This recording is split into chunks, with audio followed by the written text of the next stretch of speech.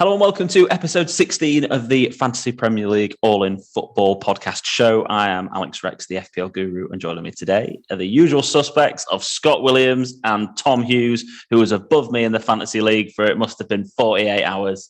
Look at straight in it. And currently I'm sweating tonight's matches to make sure I can keep that position for the rest of game week 14.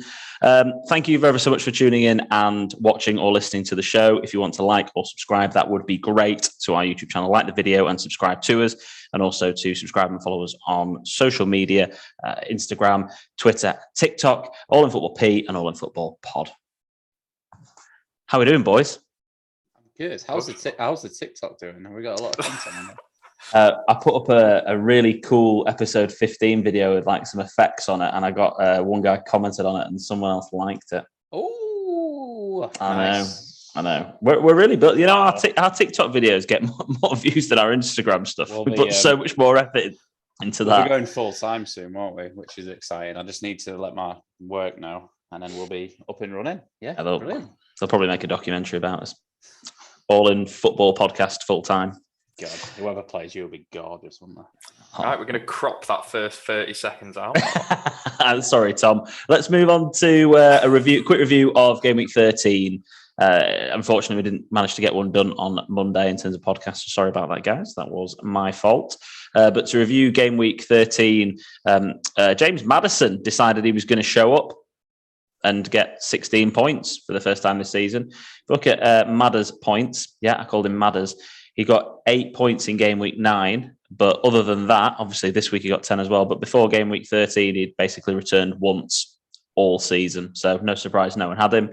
Tavares and Tomiyasu, they both got double figure scores. I had a question this week about how viable they are. Van Dijk and Robertson, the wrong Liverpool defenders. Sarr, and we had Jota, Madison, Gundogan, who's now injured, McGinn, Vardy, and Dennis, who just continues to surprise everyone and deliver as a cheap option. And game week 14 so far, we've got 2 fixtures left in that as we're recording. We've got Spurs who are playing Brentford and Man United who are playing Arsenal left. So far, for the first time this season, Mo Salah is the highest scoring player in a game week. I think he might have been level with Bruno. No, he was just behind Bruno, wasn't he, in game week 1? So yeah. I was going to say for the first time ever, there's a Leeds United player here. No, Llorente was the king of the game week about 4 weeks ago. Remember that? That was crazy. Tom's already are you sending me a resignation from the podcast there, Tom? What are you doing? Yep. You doing? First time ever. Bednarek showed up. Got 1 goal. Cooper with 12 points. Somehow got 3 bonus points in that game. No idea. He got an assist, didn't he? Because he technically won the penalty because he headed against that guy's hand. Taylor with 9 points, Semedo with 9 points, Meslier with 8, Salah, Jordan Henderson with good returns, Mason Mount, Madison again, Bernardo rocking up, doing really well at the moment. I think he's got 3 goals in his last 4 games, which is fantastic for Bernardo Silva, and Dennis again up front. Back-to-back potential teams of the week for him. We didn't do manager of the week for last week. Remind me who won. I think we can just skip it, to be honest. Keep it current, Alex. Keep it. Well done, Scott. You won it, didn't you? Yeah. We won't worry about that too much. And then but this game week so far, we've got some really quite decent scores here. 67 from the All In Football podcast team. What are you on so far this week, Scotty? Sorry, you're a bit higher up this league than I'm used to being at 64. Yeah, I'm 64. I'm looking for back-to-back here, right? There you are. You're definitely on the hunt. And there's been some other good scores as well this week. Dan Clark with 64. He's at the moment he's the only one I think in our league basically that's backed Bernardo. So he's done well, and he's got. He's had him for a couple of weeks, I must say. It's a good shout. That it was a good shout. He's done really well there, and it's spot on. But the podcast league is really, really tight. Across this middle section, sort of second down to 5th, and Tom was up to second place, obviously, but still time this game week. And to quickly touch on this, will make you happier, Tom. Manager of the month. So there's 2 matches left for Manager of the month. So by the time most people listen to this, they'll probably know the results. And it's a tie. Well, it's not even a tie at the moment. Tom is top and must be on transfers made from the All In podcast team. So, Tommy, you're on for manager of the month. If we can just do the top three there, Alex, that'll be nice. Can we extend it to top four? No, top three is all that matters. Top three, isn't it? Yeah, well done, lads. Top three. So I'm supposed to be the guru here, and you two are beating me this month, but never mind. At least the people that do a podcast we're making a top four, which is actually really impressive, I must say, to give ourselves a big pat on the back. Yeah, why not? Let's. And I think it has been good, and Adrian Chippendale's had a very good month. Will Hughes, of course, a couple of mentions he's got on the podcast. Dan Clark again, and Gavin's there. And look to see The Apprentice, Liam Ormsby, 9th so far this month. He's definitely moving up the leagues slowly, and Martin Wheel creeping in 10th there at this very moment in time with a little bit of time left to play. Pod League code, I've remembered it this week. It's 2P5QC4. That's 2P5QC4. Don't forget to join the podcast league if you enjoy the show. Let's go on with questions, shall we? Let's get cracking.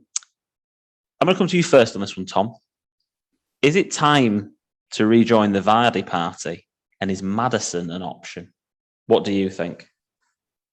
If you'd have asked me before last night, I would have said, yes, get back on Vardy. And then after watching parts of the Leicester game and seeing his miss, I would say no. I've got him. I'm going to be getting rid of him. He's too expensive and too inconsistent. I think when you've got players like that, I said it before, I think you want to be able to captain them. And I don't think I'd ever captain Vardy. So at that price, I'm probably just going to skip off him for now. Even with the Newcastle at home game in game week 16? I mean, they look terrible. One good fixture, but Villa away, that doesn't look like an easy game now. They've had 3 really good results under Gerrard. Tottenham at home, I know Tottenham aren't playing well, but that's not easy. Conte will have been in there for a bit longer by then. And then Everton away, well, that could be an easy game. But again, it's another away fixture. And then after that, City, Liverpool, that doesn't look like that great a run to me, to be totally honest. Yeah. A lot of people, if they've stuck by Vardy for those 2 games, they've obviously got 10 points. I think the thing last week, or 12 points last week, sorry. I think the thing with Vardy, if you ever watch any football games, he's probably guaranteed been a lowest 2 or 3 players with touches on the game. He hardly gets any touches in the game of football, which means he needs to be clinical when he gets touches. So it's like last night, he needed to have scored that goal because he doesn't get that many touches and chances. So I think, I would be more looking at a Madison rather than a Vardy right now. But for me, I have Vardy and I will be giving him a couple more games because that Newcastle at home is just too tasty. Yeah, I think I worked it out that if he continues on this points haul, like this sort of average, he'll have like a 200-point season. So he'll just be shy of that 210 and that 211. So he does return over a season. But yeah, and that leads us perfectly on actually to James Madison. Obviously, I mentioned him at the top of the show. Scott, have you been impressed with him last couple of weeks?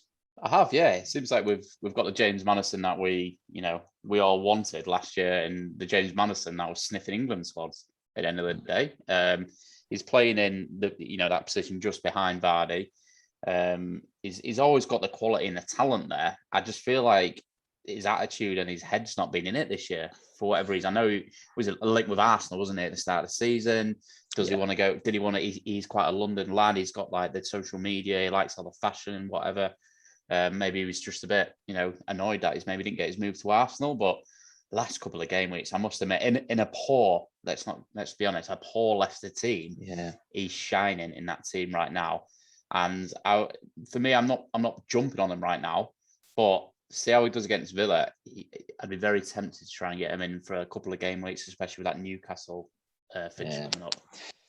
He's at a price at the moment at 6.7, which is sort of like we talk about Vardy at 10 point whatever he is, like 10.4, 10.5 or whatever he is at the moment. I can't remember. He's over 10 million, 10.5 million. Madison's at a gamble price, isn't he? Yeah. Like you could take a risk on him. I mean, let's be honest, Spurs are rubbish this season. 10.7 is Vardy, mate. 10.7, crikey.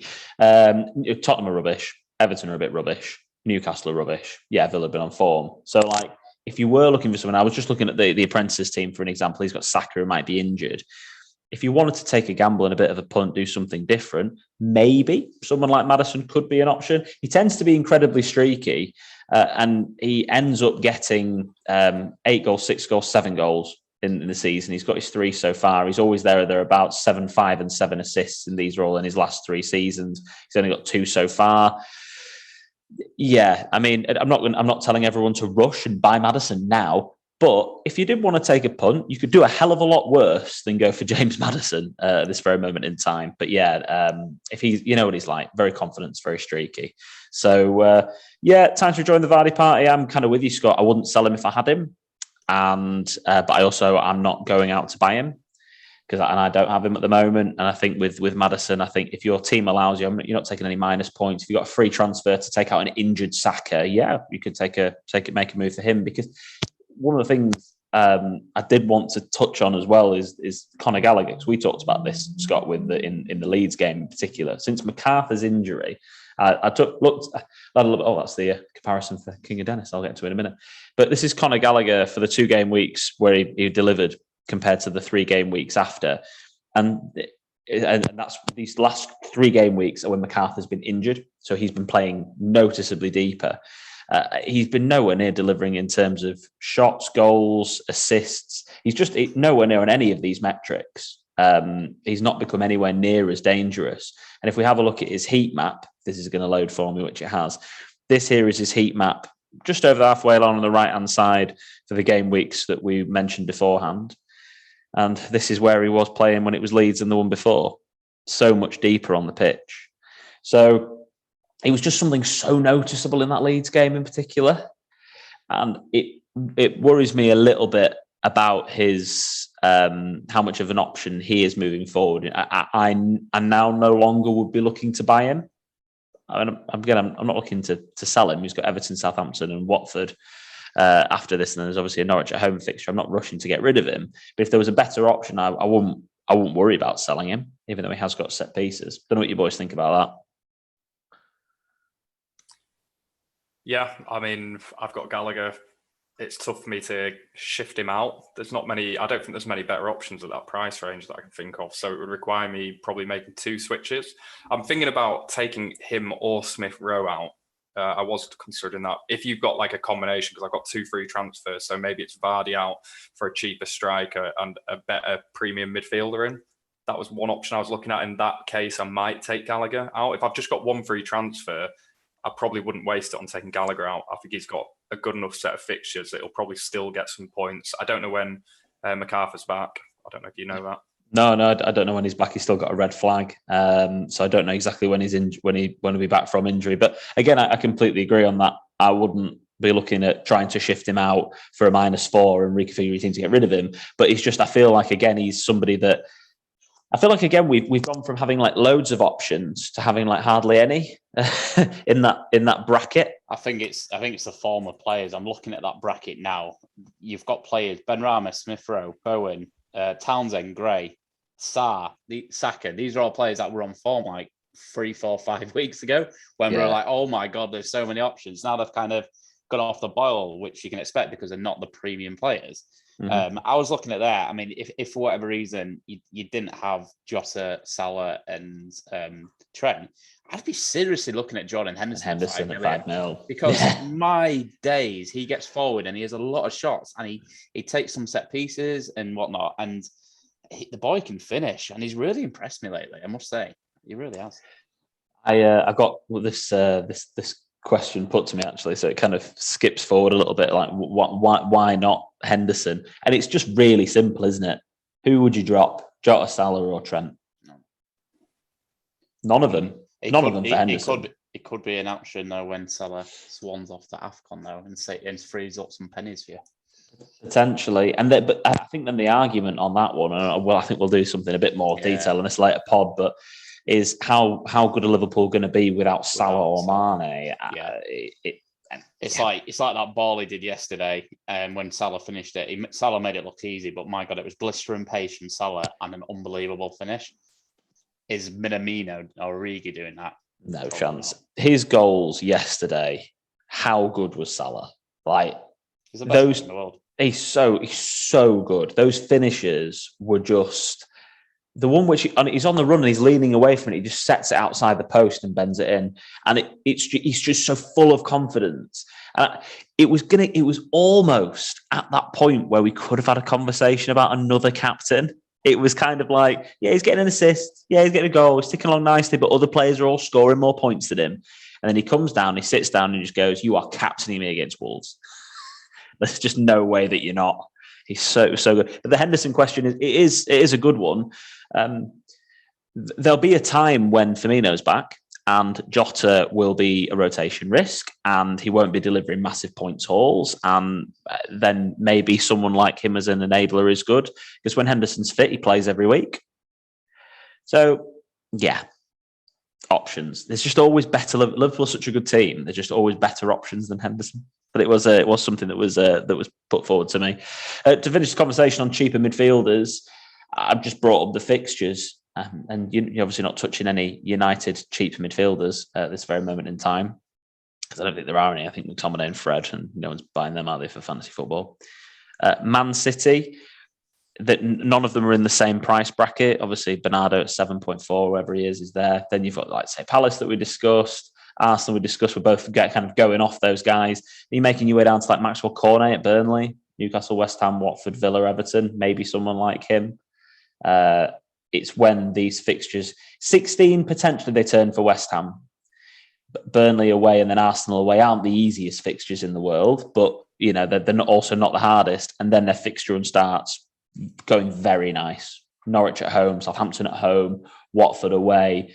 If anything, I'm looking at this sort of time for look at the West Ham players. And if I'm going to move away from someone like Gallagher or Smith Rowe, I probably would head more towards West Ham than I would Madison. But anyway, there you go. Again on that one. So, and also to touch on this was Rafinha. So someone else asked the question about when do we sell Rafinha, because their fixtures turn horrendous. And I just wanted to point out Leeds' results at the back end of last season against like really good teams. Obviously, Tom, I'll come to you on Leeds in a bit more detail in a second. But the back end of last season, they drew with Chelsea, they beat City, they drew with Liverpool, they drew with Man United, they beat Spurs. So you can't really write Leeds off against a really, really good team just got spanked by United like a couple of times.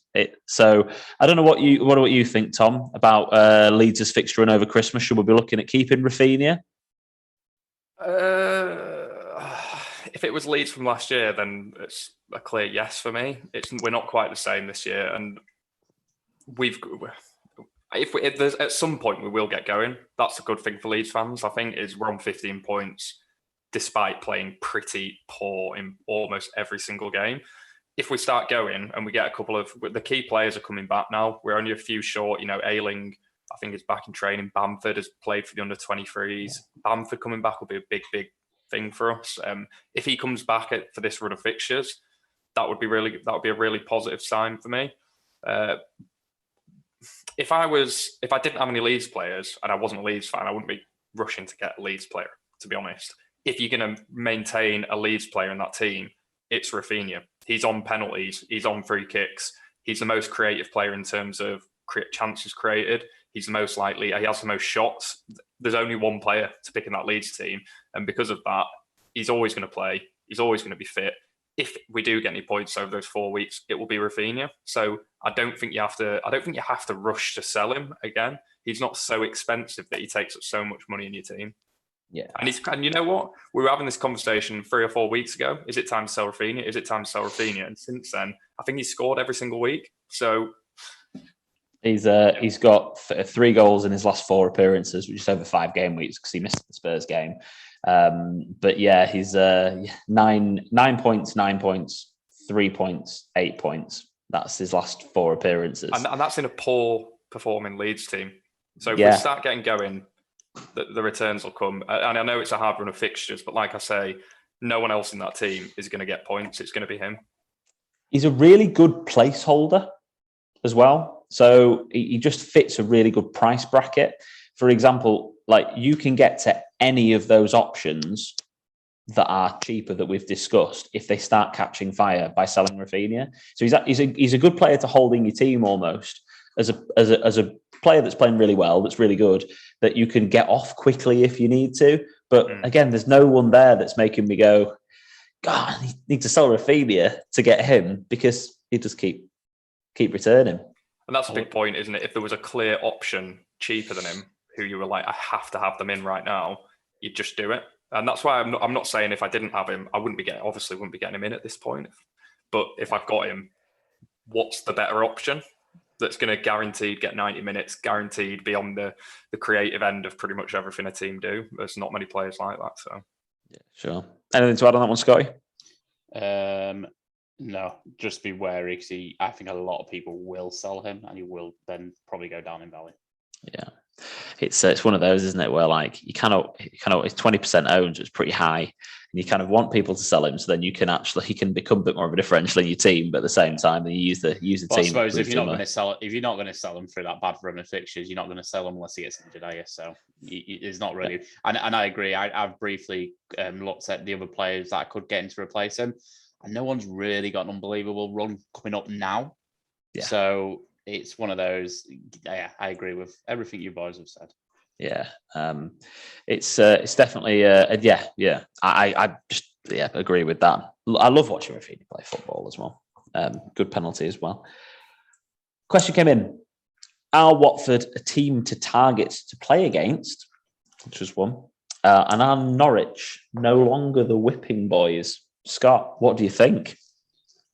It's to target to play against. You mean? To play against? Yeah. So if players are playing against Watford, you pick them. I would pick Watford attackers and strikers, and pick whoever they're playing against strikers, because my God, there's goals every time Watford play.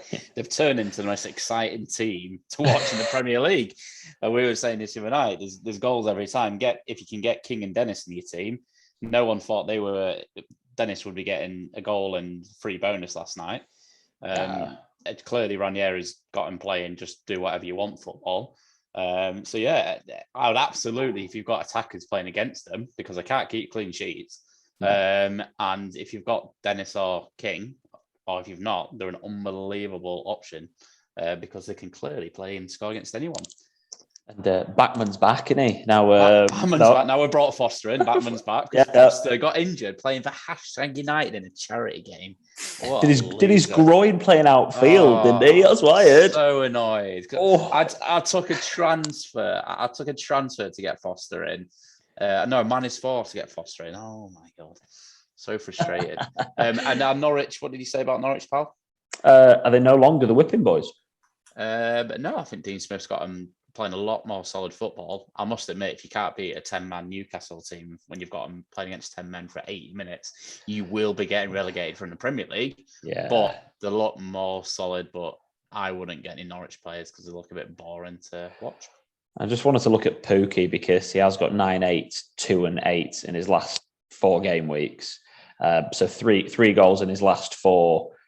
That's 5 this season. That's 5 of Norwich's 8 that they've scored. It's not a high number.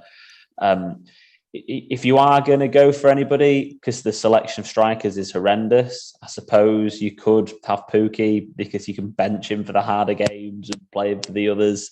Just never really gets me going. But he's super streaky though, Pookie. He is super streaky, and it's a trap. This is a trap.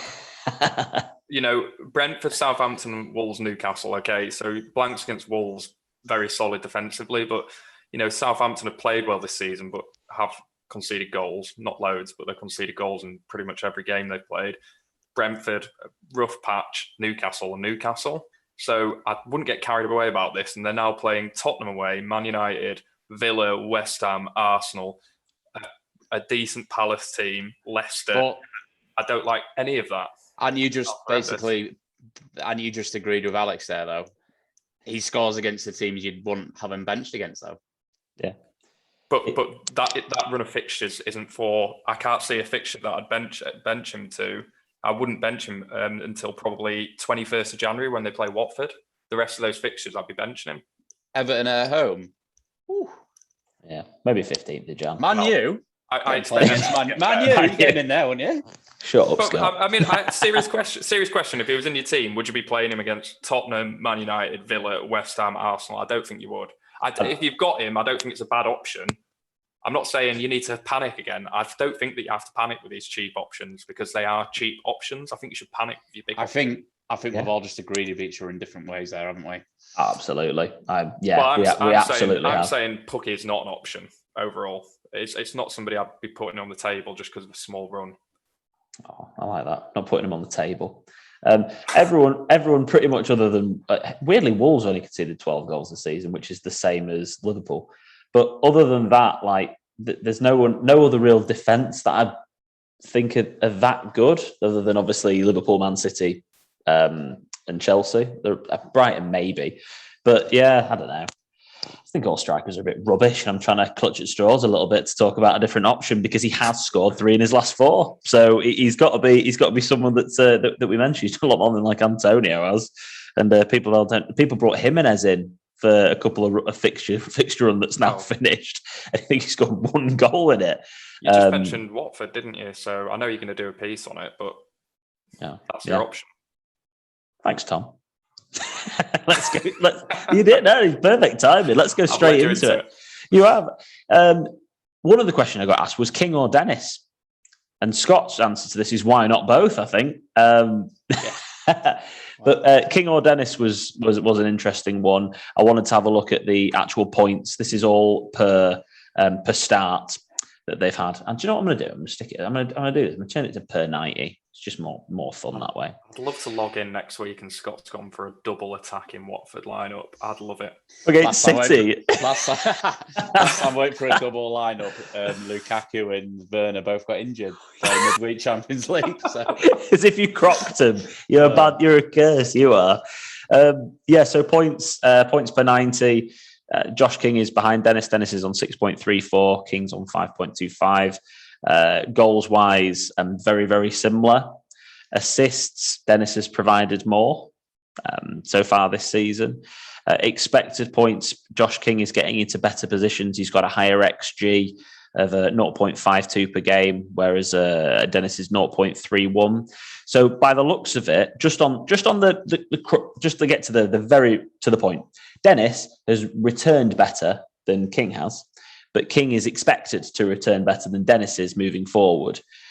For the point 3, King's got obviously pedigree in the league. We've got to look at form. Touches in the box are like basically the same. Final third passes are basically the same. It kind of. I think as King plays more centrally, and he gets himself into better goal scoring positions, and he's only scored 1 goal less than Dennis has this season, and Dennis has made more appearances than King has. I would say that I would just edge on the side of King because I did bring him in my wild card instead of Dennis. So I did have this choice between us. But I don't know what you boys think in terms of the choice between these guys. When you look at it like that, it almost feels stupid to say Dennis because apart from obviously the points that matter, which is total points, goals and assists, King looks better. But sometimes a player outperforming their statistics means that you should back them because they're just in those moments they're doing everything right. He doesn't need as many chances. He doesn't need clear-cut chances to take them, whereas King is clearly getting better chances and not taking them. So that sometimes it comes down to that stats versus eye test piece, doesn't it? Yeah. And Dennis got 73 points. And I wanted to try and move this to game week 5 when King started being in the team all the time and see how that affects. Because we've got the first few game weeks here when Dennis played through the middle. Yeah, it's still very similar. Still very, very similar. I just thought I'd run that by anyway. But yeah, King looks better, I think, overall in terms of, I think at the end of the season, his points per 90 will be higher than Dennis's, I think. But at the moment, we're looking at Dennis as somebody, he's in great form, isn't he? I feel like when I've seen Dennis a couple of times, he seems to get those goals late on when the other team are chasing as well. So I know there was 1 or 2 against Everton when he had that weird game. Yeah. I was going to say, even without looking at the stats, when I watched him, King seems to get involved more. So I would probably go for King. And I would just say, if anyone's looking at that, King is about 5% owned and Dennis is 13.6%. So you, for a similar sort of player, you probably, you got a chance, I guess, to catch up a little bit in your leagues if a lot of them have got Dennis in there. I love that. That's a good point, and I really love this list of strikers. I know I touched on this earlier in the season, but these are your top scoring forwards so far this year, guys. Vardy's top. That's our Tom. Dennis, Antonio's now third. That's how bad his run's been. Can we have a look at this for a second? I've really enjoyed this run. I bet you have. You got so stubborn, didn't bring him in, and then he's dropped off a cliff. Got 7 against Spurs in game week 9. But other than that, that's the only time he's returned since game week 6. How is he still in my team? I've been reluctant to take him out. Because I was like, do you know what? He's gonna score. He's the only person on that team, surely, that can score. And he scored last night. It's just not true. I bet he did score and then it got ruled out. But he's still number one. He's still number one for the ICT. Yeah. So his influence, creativity, and threat is still number one for forwards. But he's just not finishing the chances as he was before. And now he's got an awful run of fixtures for a few games continued. But after that, like you say, his fixture gets so good. And I just watch his price go down. I'm like, Tom, take him out. Just take him out. And I can't. The problem is you can't take him out because who do you take him out for?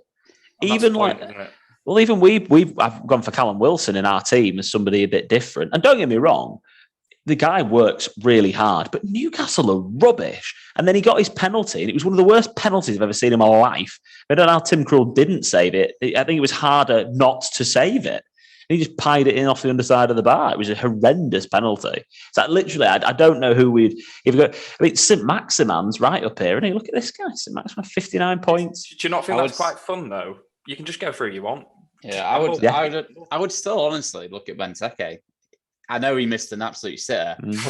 I know, and it's your cliche. He just had to be there. He gets a chance every time. He does. He just misses so many. Yeah, but it's for banter, isn't it? Unbelievable. Like, he's so but good. Like Jamie Vardy, you don't see him ever have the ball or have enough chances. Wouldn't you rather have that glimmer of hope for like 0.1 seconds and then just I don't know. Do you know how annoying it was when Vardy missed that chance? I know. I thought you were going to hit me. Imagine if he saw that. Imagine if he saw that every single time Benteke had a chance. That would be aggravating. That's all I'm saying. One player I do think we should watch, and who's on my watch list, is Ollie Watkins. Leicester at home, not a bad fixture at all. Liverpool away, obviously a hard fixture. Then Norwich, Burnley, Chelsea, Leeds, Brentford, Man United's not a hard fixture. Everton, Leeds, Newcastle, Watford, Brighton, Southampton, all the way to game week 28. I feel like he did quite well once against Liverpool, though, didn't he? Yeah. What did he do against Liverpool last time? I wonder an 8-2 game where he got a couple. Oh, 7 something. What was it? 7-2. In the freakiest day of football, I would say on that list of strikers, he is one I was looking at. Yeah. I've got Tony, but I must say I was super disappointed. I know he scored the penalty against someone. I can't remember who. Newcastle, was it? Yeah. But he barely got involved in the game. Who was it? Mbeumo that plays just behind him. Yeah. He was actually just behind him, but he's further upfield most of the time. He's getting involved more. So I would probably be looking at getting Tony out soon and maybe looking at trying to get Ollie Watkins. No, close that screen, Alex. Take it out. It's the Callum Wilson. I invested in him. I'm playing him against Burnley, and I was going to play him against Leicester. And then after that, he's coming out for Watkins for me. That's one of my planned transfers that I've got. It might, if he doesn't get injured before that happens, but still, that's my move that I would go for. And then I want to take Hwang out, but I just don't really know who I can take him out. To put him in. Who can put him in? Yeah, might just put Pookie in. Like, I've got a transfer to you. How much is Hwang? 5.8.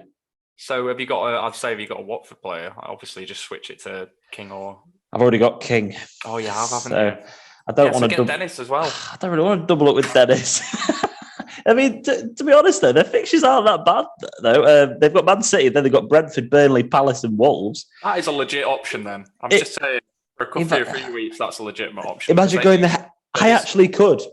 I genuinely could have 2 Watford players sitting on my bench this week. I don't know.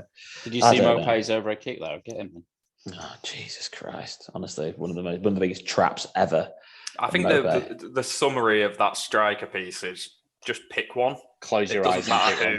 It doesn't matter who. Just pick one and hope that they do well, because who the bloody hell knows? Let's put it that way. It's just literally just get your dog to like pick it for you.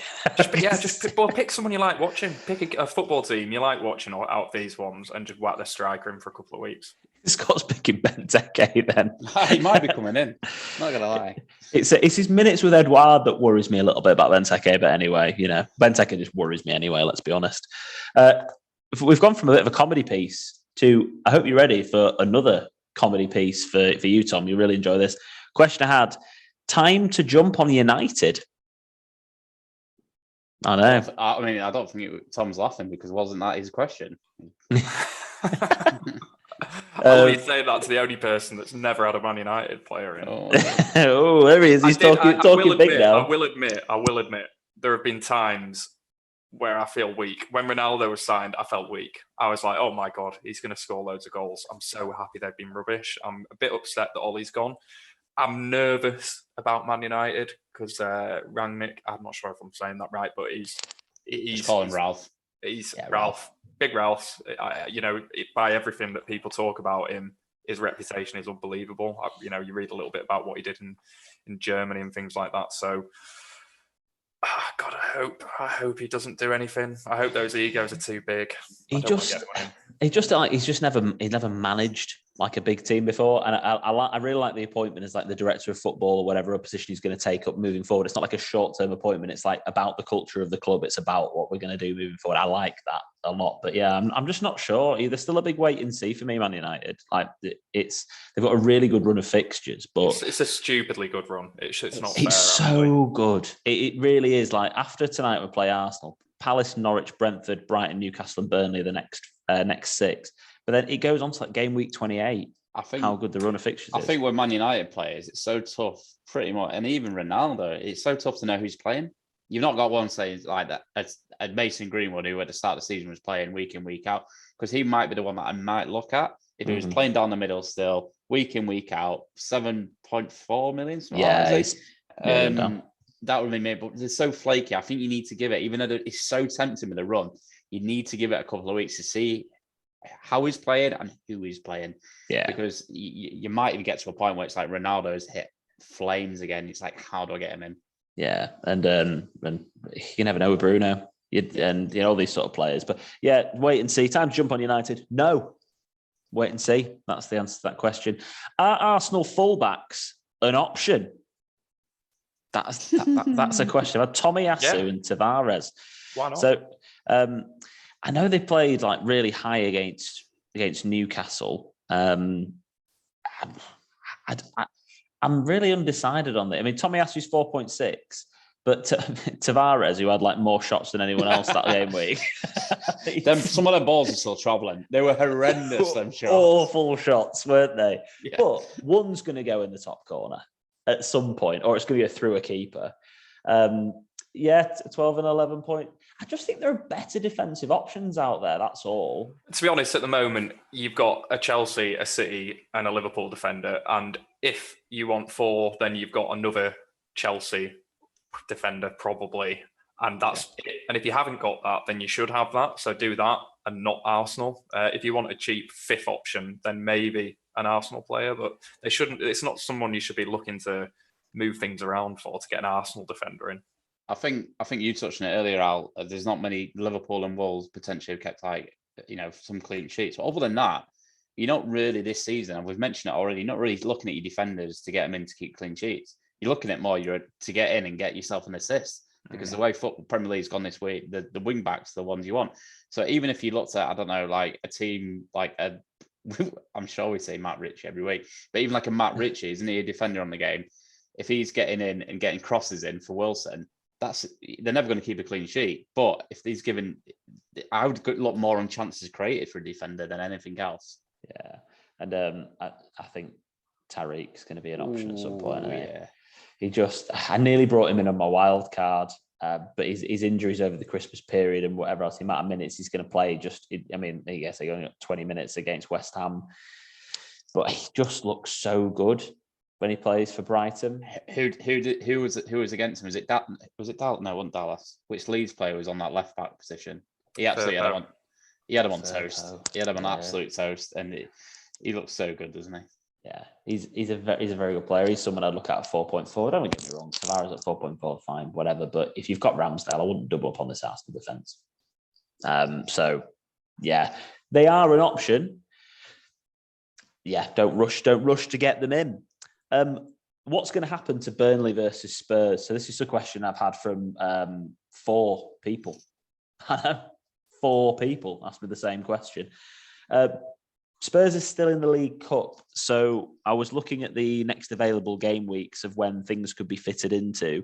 The League Cup quarterfinals are game week 18, so December 21st, so obviously it couldn't go into game week 18. The semi-finals are January the 4th and January the 11th, which both of those probably will a game week 21, I think.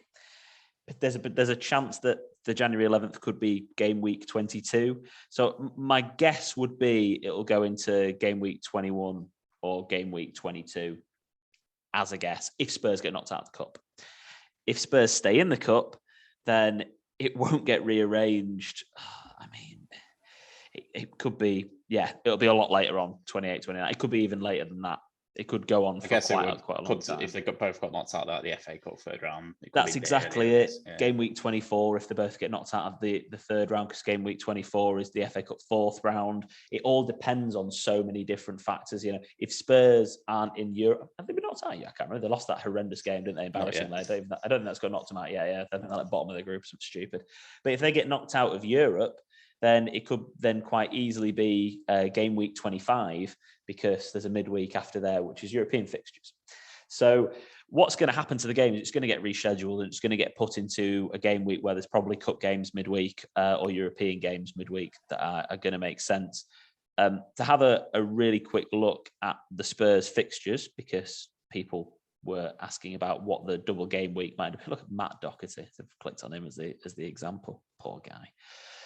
So if it is game week 21, then it could be a double game week for Spurs for Burnley and Watford. Both away, but still, that's not a bad double game week. And then if it ends up being, let's just say, for example, game week 22, obviously be Arsenal. And if it's game week 24, then it'd be a double game week with Southampton. So there are options, there are choices. And just for anybody that owns Chris Wood, or Cornet, of course, for Burnley. Someone who owns Chris Wood is Liam, the apprentice. Brought him in. Didn't ask me about that transfer before he did it, by the way. But why not? Watch him bag. I was just checking if Jack had got him, but he hadn't. So it's game week 21 will be a double game week with Leeds. So Leeds and Spurs, not too bad. So anyway, that's what's going to happen to that game week. I don't know what will happen to Spurs in the League Cup when they're playing West Ham. West Ham have knocked out City and United already, and they're on fire. So I think West Ham might get through. Do you know what? I think they might win the whole competition. Bold, go here first. But anyway, there you go. So that's what's going to happen to that game. Is Jota a must-own? Yeah. Scott? Yeah, I agree. Something that's not the word. It's been a long day. Something sat well with me when we had our little day, us three a few weeks ago, and it was someone you'd heard. Why have you not got 3 attacking Liverpool players when they're the most attacking team in the league? And for me, you've always got Trent, you've always got Salah, and right now, Jota, for his price point and his chances created, and the fact that he's playing week in week out, you have to have him. Yeah. Mane's too expensive to have as a third. Yeah. You're putting too much funds into Liverpool at that point. So Jota is perfectly priced as a third Liverpool option. You have to have him. Yeah. I'm going to say, I'm surprised more people. Me and Tom sort of got in there a week early, didn't we? Like a couple of weeks ago. And then I think when we looked at a few of our leagues, and a lot of people have jumped on them this week, haven't they? It's as soon as Firmino was injured. Yeah. Mm-hmm. It's as soon as he's a guaranteed starter, you have to play him, because when he plays, he scores. He's not like Firmino, who's more kind of like builds up and supports. Jota wants to get in on the goals, he gets in behind. So as soon as it was Bobby injured, you had to get him in. Yeah, I was trying to look from game week 9. He'd started pretty much every game since. And yeah, in terms of points scored, obviously Salah with 60 because Salah's insane. But Trent with 49 and then Jota with 43. Henderson with 32 though. But expected goal involvement, again, he's second ahead of Mane. Actual goal involvement, he's equal second with Trent, I think. Yeah, equal second with Trent. Again, ahead of Mane. When you're looking at assists, it's Trent, Salah, Robertson, Henderson, Chamber, then Mane and Jota are still on one each. So when you're looking at the statistics, your third player pretty much always needs to be Jota at this very moment in time when Firmino's out. So at the moment, yeah, he is a must own, hence why it blocks everyone for Henderson. And the point you're making there, Scott, it was just a really good point about the best attacking team in the league. Simple as that. And everyone's got Trent and Salah. So if you want, you have to get someone who's a bit of a differential to jump on, who's going to give you a few points. Jota is the man to do that. And he is still 26.1% owned. Okay. So he's gone up a decent amount. So yes, Jota's a must own. How many non-playing players can I have on the bench over the Christmas period? Well, my opinion is none, but I'm very risk averse and I don't like ever having a dead player sat on my bench who doesn't do anything. I hate it. I actually really don't like it at all because there are enough cheap options in the game to be able to facilitate having a full playing squad. It's not like it's all the premiums are banging this season and you can only afford 4.4 million. What's it called? Dane Scarlett, whatever it's called from Spurs. He's like 4 with Keenan Davis. For me, you can afford to have one on your bench, probably. But other than that, I'd struggle to vindicate, to, I don't even know what the right word is, to tell people I agree Justify. with. Maybe justify, yeah. That. Boys, what do you think? Agree. Fine. Yeah. Chelsea, Mason Mount. Should we jump early for Rom? No. There's no small Chelsea questions there. Scott straight in. Basically, I've had we haven't got Chilwell anymore. Alonso doesn't look like he's bagging the chances and goals or whatever else, and he doesn't look like he's as frightening as ever. We've all got James. He's a bit injured, potentially. Should we look at Mason Mount? Because every time he plays, he gets good goals. And Rom, when he comes back into the team, should be pretty nailed. So, yeah, anyway, that was the question. Not tempted by trying to get on Lukaku? Sorry, I jumped on the Mount question before I heard about the Lukaku. The Mount, for me, no. I have him in the fantasy draft game, and it's so frustrating because he gets rotated a lot. And he comes on, and he's a player that comes on for 10 minutes. It's the worst. I'm one of those players. That's one of the lessons I've learned this year. 90 or 0 is what you want, isn't it? Lukaku, absolutely. I think the guy is going to be someone in a couple of weeks where we're saying, God, we seriously need to get this boy in. I came on last night. He looks like he looks like Lukaku. I would say though, Ziyech looks really good. At some pretty similar price to Mount. The same problems though. Gets rotated a lot. That's always the problem, isn't it? They just, even though Mason Mount is Chelsea's 4th highest scoring player this season for fantasy points, because he had that 24-point haul that one game, didn't he? If you're looking to catch up in your mini league, right, you're not going to lose out by not having 3 specific strikers at the moment, are you? And there aren't a load of premium options which is tying up all of our money. You can have a midfield of Salah, Jota, +3. You can have 3 at the back defence of James Cancelo and Trent, couple of cheap keepers, and you can go with King and Dennis. I can't believe I'm saying this. You can go with King and Dennis. You can go with the cheap strikers. You can afford to gamble on Lukaku. There's so many people out there with Harry Kane. I can't, Scott, you've been the best person to speak to about this because I listen to a lot of fantasy football content, right? And the amount of people who are just talking about Kane. We've got Son in our team. We did that because he was a gamble. He was someone you could pick that had some good fixes. Kane showed no signs whatsoever of being any good. Cue everyone listening to this tomorrow and he scored a hat-trick tonight. But he literally hasn't shown any signs of being any good. So everyone who sat there on Harry Kane going, ooh, I'm going to stick by Hazard. Why not Lukaku? Terrible. Scott? I think we're going to see a lot of that. One of our good friends, Martin, has got Harry Kane, and he's not an idiot on fantasy football, but I do question why he's got Harry Kane. People got it's the Conte rush. That's exactly what it was. It's the Conte rush, and it's the fact that he's Harry Kane. It's the fact that he's Harry Kane, and we see him. Look at them. I was going to say, look at them points. He's been top goal scorer like 5 times in the Premier League. It's something ridiculous like that. Yeah. Everyone's just like, he's gonna catch. He is gonna catch, but that's way too much money locked up for someone that might catch at some point. You need to move to Lukaku now 100%, or Josh King or Dennis. I think those Spurs players have just accepting mediocrity for so long. Mourinho, Nuno, none of them could do anything. And Conte's already come out and said, I've basically said these players are crap in as many words. Yeah, if your manager's saying that, I don't think I'd be keeping assets from that team in. I was considering someone maybe as a gamble, like Reguilon. I know he scored against us, so everyone will be like, oh, that was a good shout. I was considering someone like Reguilon because he's not expensive. So as a £5 million option, but Harry Kane at 12.3, that is so much your money locked up in a player who's out of form, head isn't really in it, and has not shown any signs of really being Harry Kane apart from when he played for England against. And it goes. Sorry. It's two easier opponents. So, and it goes back to that enjoyment of watching fantasy football. He barely gets involved now. It's like you barely have a sweat on him doing anything.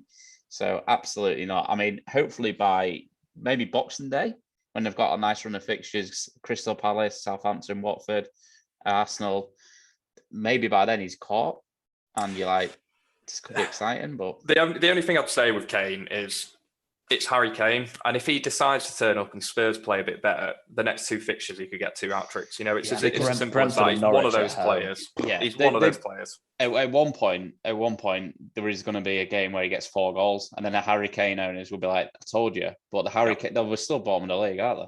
As in the owners, because they've had him for so long. They've had the money locked up and they've had a Western. So he's going to have his worst goal scoring season he's had in 7 years. I mean, 21, 25, 29, 29, 17, 18 and 23. That's how many goals he's scored each of the last 7 seasons. Like, really. Unbelievable. What a world-class, unbelievable striker. One of the best in Premier League history by a mile. He's been rubbish this year. Rubbish. 1 goal in 12 games. He's been awful. He's got half the points. He's absolutely bagging tonight. I've just looked. Absolutely. And I've just seen that Brentford have got Charlie Goode in the team. He used to play for Scunthorpe United, and he's so bad. God, he's bagging a hat-trick. Congratulations, Harry Kane owners, and your points haul this week. Yeah, absolutely. I hope just get my question in for next week's podcast already. Should I now get Harry Kane in? Yeah. Yes, you should. He looked great against Brentford. I know. And also, he's got Norwich at home next. I mean, you must have him. Yeah, but Norwich I've got another question. Should I triple captain Harry Kane against Norwich? Yeah, one off game week. Yeah, do it. Why not? But they're not the whipping boys anymore. We've covered this in this podcast. Oh, dear. Honestly, Harry Kane. What was I? Where was I even at with that? Yeah. Bernardo. Yes or no? Yes. Yeah, if you can. Yeah. He's similar to Jota in terms of price, isn't he? He's like 7.4. It's 8, isn't he? No, he's not that much. Bernardo's not that much. Yeah, 7 point. I think you're right with 7.4. Foden's 8. He's somewhere 7.3. Yeah, 7.3. He's still only 14% owned. Yeah, a good differential. Scoring regular goals. He's never going to get you 30 points, but he's not getting rotated either, is he? He's Pep's come out today and said he's the best player in the Premier League. Oh, yesterday, sorry. He came out and said he's the best player in the Premier League, and his goal yesterday was unbelievably good. What a goal. Yeah. I think if I was looking at a player right now, then if I could move to Bernardo Silva this week in one transfer, then I'd probably do that. Who's their fixture against? Watford. Oh, okay. Well, you've just made my transfer. Yeah, same. I'm getting Bernardo in. Pod rushes to Bernardo. This is it. Well, for the pod team, we should look at it. We've got 2 free transfers. I think we've got 2 free transfers this week. Yeah, we did do any last week. We should probably know that, shouldn't we? Really? I was looking at getting Hwang out, but look, when we're looking at the transfers, who have we got at the moment? Well, you want Son out, and I was going to give him another week, but I said Norwich last week. I knew that the game was going to get called off. Snow. I just knew. You did. I mean, we could even take Alonso out, free up some funds from there. Anyway, that's our conversation for later down the line when I have to text these boys, be like, what are we going to do in our team? And I've got loads of ideas. I want to come up with it. Right, let's go with fixtures and captains for the next game week. I'm going to go on here and do it. The deadline is 11 o'clock, Saturday the 4th of December, before the early kickoff for West Ham versus Chelsea. Nice. Yeah, I know. We've got some 3 o'clock kickoffs. Newcastle, Burnley. That sounds like a delight, doesn't it? Southampton, Brighton, Wolves, Liverpool, Watford and Man City in the evening. Then Leeds, Brentford, Man United, Palace, Spurs at home to Norwich. Harry Kane should be getting in triple captain. Villa versus Leicester. And then Monday night football, which I always look forward to, is Everton against Arsenal. Boys, who are we going to vice captain this week? I think it's pretty obvious we're all going to go with Salah. Wolves have got a good defence. I just say that you could make an argument this week to not captain Salah. Are you going for then, Tom? I'm saying I didn't say that. I said you could make an argument to not captain Salah. Are you going to make an argument? Yeah, if I was not to go with Salah, I'd go with an attacking City option, something like that, or potentially even someone like Cancelo against Watford. He's probably likely to get a goal or assist. He's always somewhere in there. It's conceding, isn't it? There's a chance at a clean sheet. So I'd look at a City attacking option. Harry Kane, if I've got him. Keep Son. I don't know. With someone in that Villa Leicester game, that could be anything. I'm going to say this now, by the way. I absolutely hate doing a podcast before a game week's finished. It's absolutely killing me. I don't like this. Maybe just go James Tarkowski, get it done with. Yeah, bless him. It's a hard week to pick a captain, so it's Salah, isn't it? It's pretty simple. It is, and it should be Spurs, shouldn't it? But it's just not. I was saying, me and Tom was saying it's going to be more interesting when it's AFCON when we have to bring in someone else to captain. Yeah, it really will be. But I do say that, I agree with you there, Tom. Like somebody from the Man City game is not a bad option at all. Gundogan's injured as well. Foden's still recovering. Grealish got like 3 minutes or something in the last game week. Got £100 million spent that. I know. And then we're looking at it, but Man City, could you go Bernardo? Yeah, I think that's, if you're going to be Maverick, go Bernardo. But I mean, I think one of our friends, I don't know if you listen to the pod, Baz, he's been Maverick for a few weeks. And he's bottom of the league. So yeah, he'll be going Zinchenko. Yeah, I can't wait. I get so excited to see Baz is captained every week. Should have, that's a new section on the pod, shouldn't we? Who's Baz captained? Who's Baz captained? Some people do have Gabriel Jesus. He'd be another one I'd look at in that one. Good point, actually, because he's not even been rotated that much. I don't even know. I'm absolutely, there he is. I did have a look. He's been dropped in one of the games, I think, but for most of the Prem games he's played. You look at that though, like for the last few weeks, he's 0-90, isn't he? Which is what you want. Yeah, I mean, literally, game week 1 is the only time he's come on as a substitute. Yeah.